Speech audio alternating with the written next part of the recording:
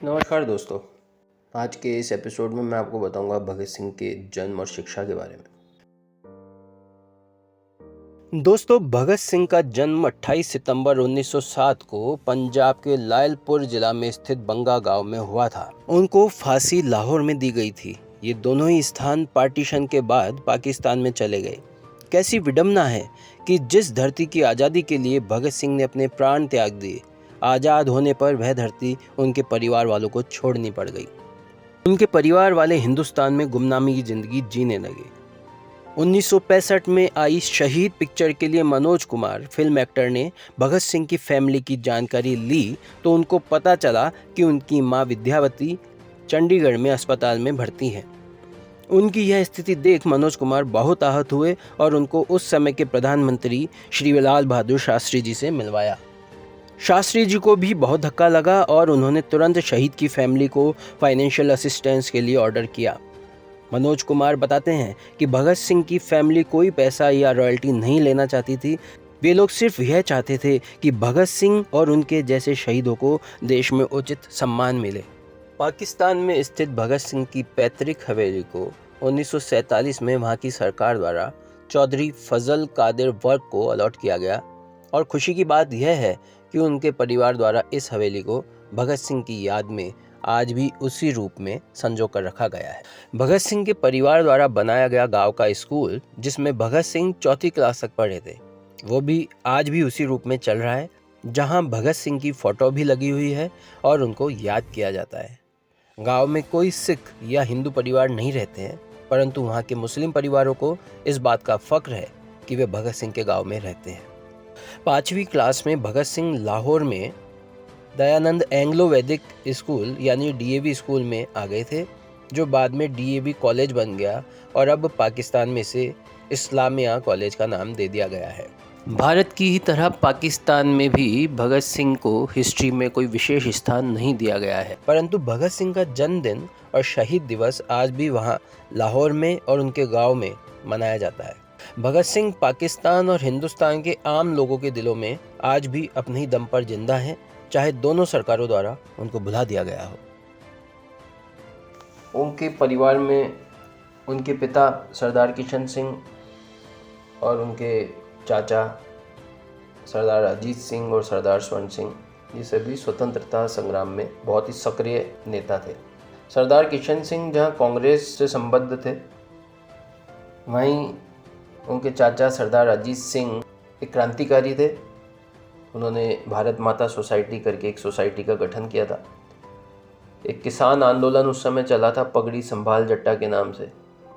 ये गाना भी आपने सुना हो कभी, तो शहीद पिक्चर में था पगड़ी संभाल जट्टा। तो उसके भी प्रणेता ये थे, इन्हीं के द्वारा शुरू किया गया था वो भी। और ये भाषण ऐसा देते थे कि लोगों की आंखों में आंसू आ जाते थे, जितने भी लोग बैठे हुए होते थे। इन्होंने एक मिशन शुरू किया था जिसमें सेना और राजाओं को साथ लेकर ये जन क्रांति करना चाहते थे। इनको बर्मा किले में नज़रबंद किया गया। 18 नवंबर 1907 को ये लाहौर लौटे वापस। दिसंबर 1907 में लोकमान्य तिलक के आग्रह पर ये किशन सिंह के साथ, अपने बड़े भाई सरदार किशन सिंह के साथ सूरत गए और वहाँ इतना प्रभावशाली भाषण दिया इन्होंने दोस्तों कि तिलक जी ने उन्हें स्वतंत्र भारत का प्रथम राष्ट्रपति बनाने की इच्छा व्यक्त कर दी और सभा में ही उनको एक ताज भी पहना दिया। ये सरदार अजीत सिंह 1909 में भारत छोड़कर विदेश चले गए और वहाँ से क्रांति की ज्वाला जलाते रहे। 15 अगस्त 1947 को यह कहकर कि मेरा कार्य पूर्ण हो गया है, ये स्वर्ग सिधार गए। उनसे छोटे वाले थे स्वर्ण सिंह, वो भी भारत माता सोसाइटी के सक्रिय कार्यकर्ता थे और उसके साहित्य को घर घर पहुँचाते थे। अजीत सिंह जी को जब देश निकाला दिया गया तो स्वर्ण सिंह लेख लिखते थे जिसमें आंदोलन की बातें कही जाती थी, सभाएं होती थी। अंत में अंग्रेज सरकार ने उन्हें गिरफ्तार कर लिया और 2 साल जेल में कड़ी सज़ा दी गई। फलस्वरूप उनके टीबी हो गई और मात्र 23 वर्ष की आयु में ही वो शहीद हो गए। अच्छा, भगत सिंह के जो दादा थे श्री अर्जुन सिंह जी, वो प्रथम सिख थे जिन्होंने आर्य समाज को अपना लिया था। आपको यह जानकर हैरानी होगी कि दादा भी स्वतंत्रता संग्राम में बहुत बढ़ चढ़ कर हिस्सा लेते थे और क्योंकि वो आर्य समाजी हो गए थे, इसलिए भगत सिंह और जगत सिंह इन दोनों भाइयों का यज्ञोपवीत संस्कार किया गया था। उस पर उन्होंने यह शपथ ली थी सरदार अर्जुन सिंह ने कि मैं इस यज्ञ वेदी पर खड़े होकर अपने दोनों वंशधरों को देश की बलि वेदी के लिए अर्पित करता हूँ। तो परिवार ऐसा था भगत सिंह का, जहाँ से उनको ऐसे संस्कार मिले कि वो भी आगे जाकर स्वतंत्रता संग्राम में समर्पित हो गए और लास्ट में बलिदान कर दिया खुद को उन्होंने। इससे पहले की भी अगर हम बात करें, भगत सिंह जी के पूर्वज महाराजा रणजीत सिंह की सेना में थे, जिन्होंने पठानों और अंग्रेज़ों से लड़ने में उनका बहुत सहयोग किया था।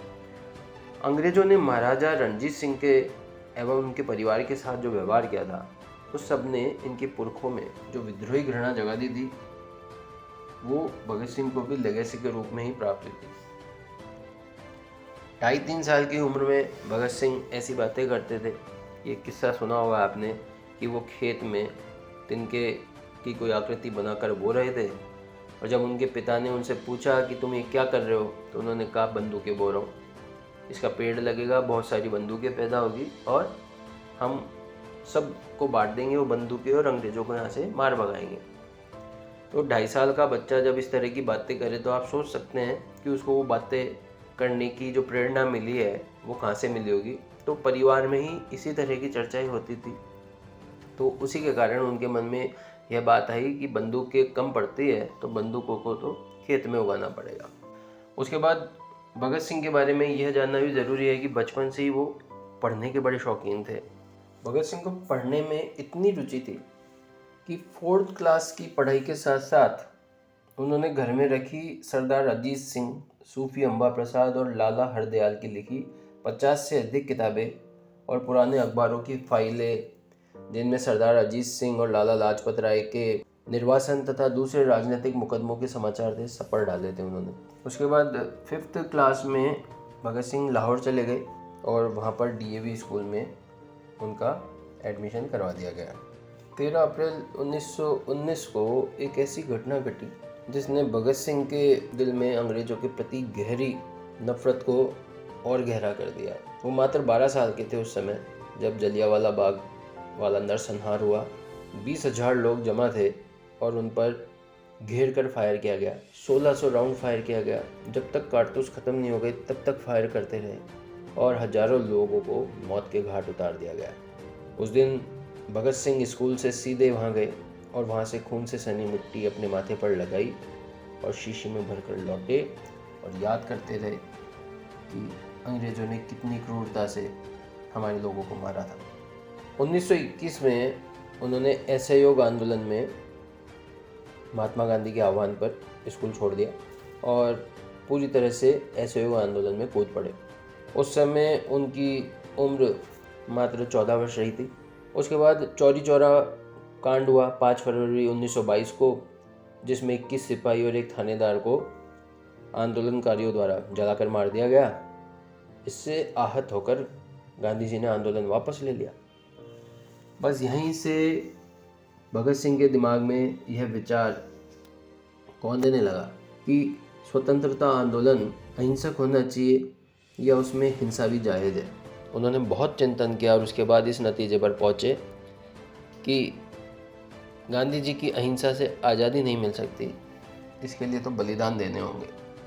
और उसके बाद उन्होंने नेशनल कॉलेज में, जो लाहौर में कांग्रेस के द्वारा ही संचालित किया जाता था, उसमें एडमिशन लिया।